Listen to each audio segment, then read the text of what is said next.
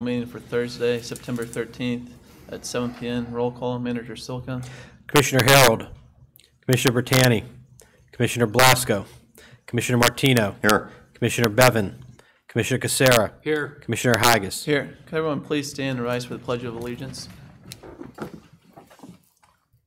pledge allegiance to the flag of the United States of America and to the republic for which it stands, one nation, under God, indivisible, with liberty and justice for all. I'm going to defer from the regular meeting agenda for a statement from our solicitor. Thank you, Mr. President. A couple things. First, as you can see, we only have 3 commissioners here, so there is no quorum, and technically we wouldn't be allowed to have a meeting of the Board of Commissioners if there was any item on the agenda that would be a voting item. This is an informative meeting, this is a discussion meeting, and therefore the board has chosen to go forward with the discussion and information topics. There will be no voting of any kind or deliberation without a full quorum of the Board of Commission here.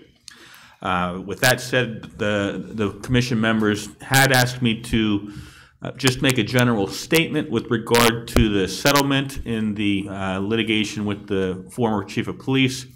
The matter appeared in the newspaper approximately a week ago. That is when the Board of Commissioners learned of the finalization of the settlement themselves. The Board of Commissioners wanted me to stress that this was an issue that the insurance company that provided a defense to the litigation chose to do. The Board of Commissioners maintains insurance for all of these types of cases that may arise from time to time. They pay a deductible. That's what happened in this case. They paid their deductible, and the insurance company handled the rest, made a decision to settle, and settled the case. And that will be the only comment that will be provided on that issue. So with that, Mr. President. Thank you. We'll move on to citizens' input. If any residents would like to speak tonight, they can sign the book at the podium. There is none for tonight. Moving on, work session discussion topics. Manager Silka. Okay. The first item that I'm asking for discussion on is going to be the 2017 audit, which was completed. Copies were distributed approximately a month ago to the board. As you'll see, we again had an unmodified opinion on our general funds. There were no red flags, no concerns from the auditor. I will say that as the interesting person I am, I watch a lot of meetings on YouTube. I read minutes on YouTube of other municipalities. But North Huntington was mentioned by our auditors, and I can't remember the meeting of the very few municipalities of the audit that get consistent unmodified opinions on a year-in basis. So that I think bodes well to the financial management of the staff and the financial oversight of the Board of Commissioners. That the audits have been coming in unmodified. If there's no discussion, that's fine. I will place it on the agenda for ratification at the Wednesday voting meeting. Sounds good. Thank you. Okay, as we go from how well we manage our money to how well we're going to have to spend our money, the second item is the Haywood Road slides 1 and 2 that we were briefed on, I believe, at last month's work session.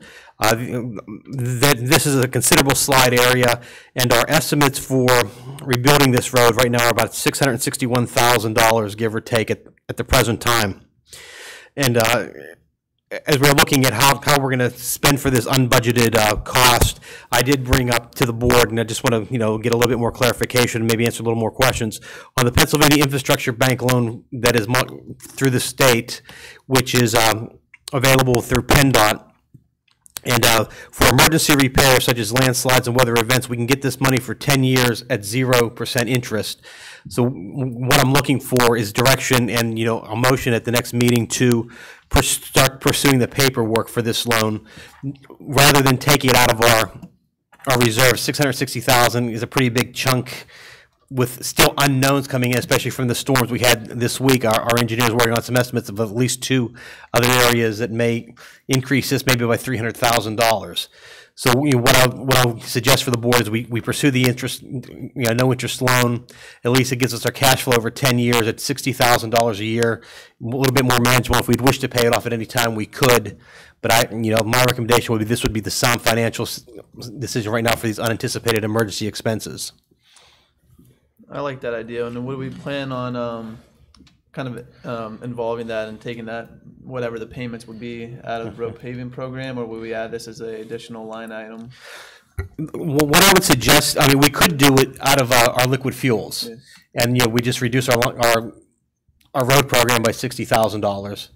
And that would just be one more step that I would have to take, and that's why I want to start this before. We should have the bids in for October. Everything's getting ready to go to bid, so we're hoping to have it for the October meeting to have the bids in for this. But yeah, if the board, and we can talk about the particulars of that. If they'd wish to take it out of liquid fuels fund, that would be it is plausible. Then we could either augment by general fund or just reduce our road program by $60,000. Okay, is this a one-time loan thing? Like, let's say we get another slide someplace else. Are we going to be able to go to get a loan on that again? Correct, yeah, we could. This isn't a one-time opening. This is a rolling program, and as long as our payments are good and our credit's good, we can go back if we need to. Okay. That's why one thing I'm hoping by next month, maybe we'll just have to up it a little bit and to include, there's a retaining wall that is going, and maybe there's another area. I don't want to talk particulars now, but we may want to up this maybe to about $200,000 or $300,000. Okay. Okay with that.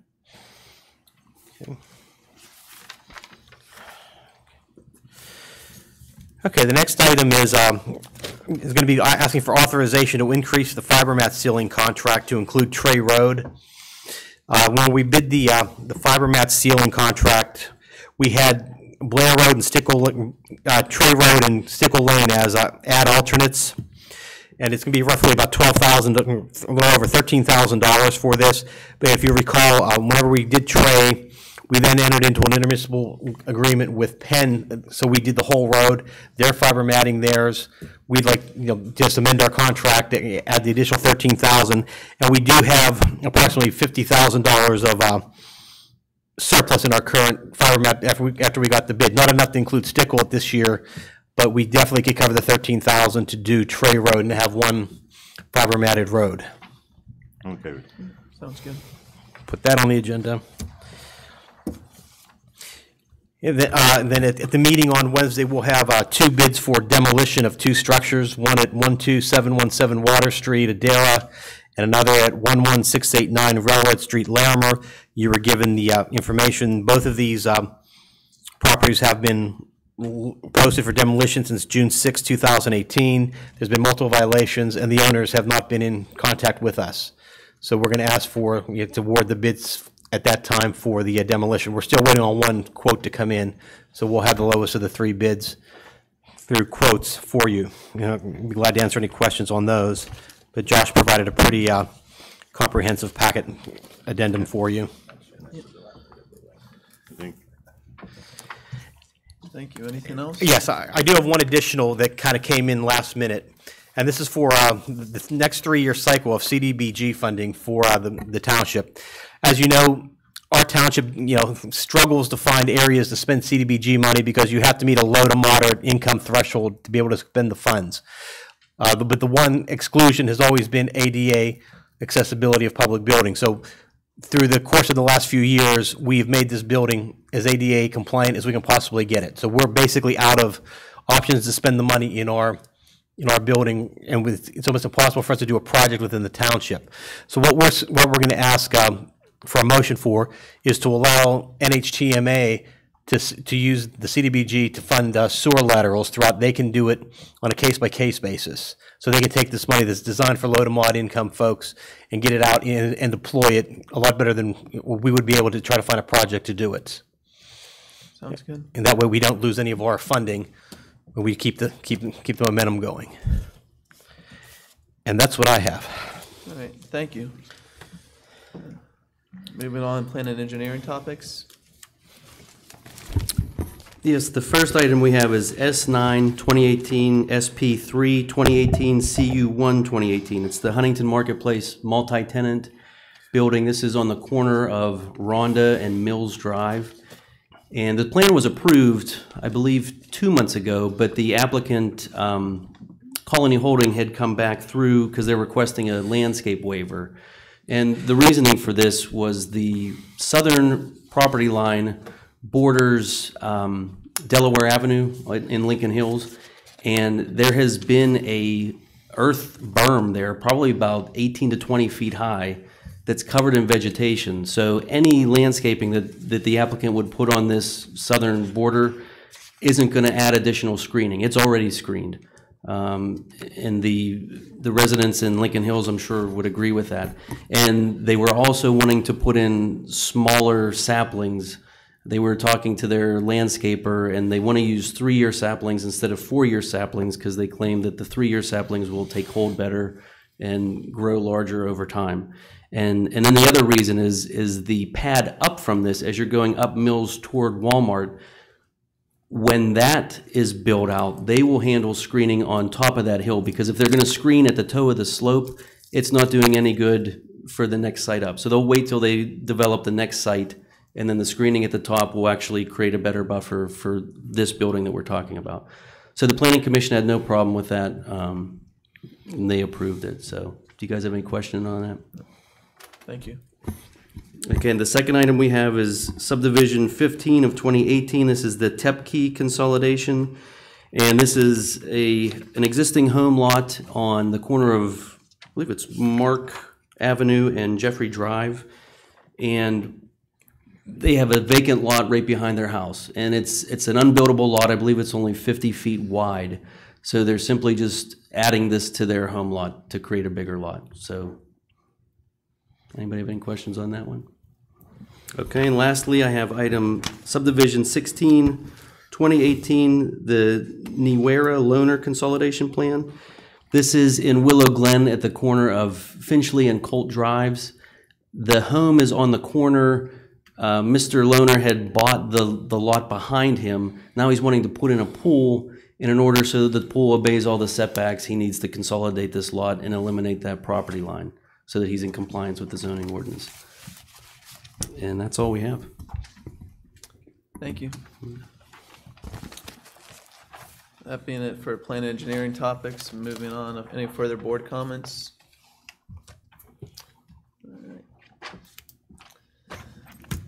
Motion to adjourn.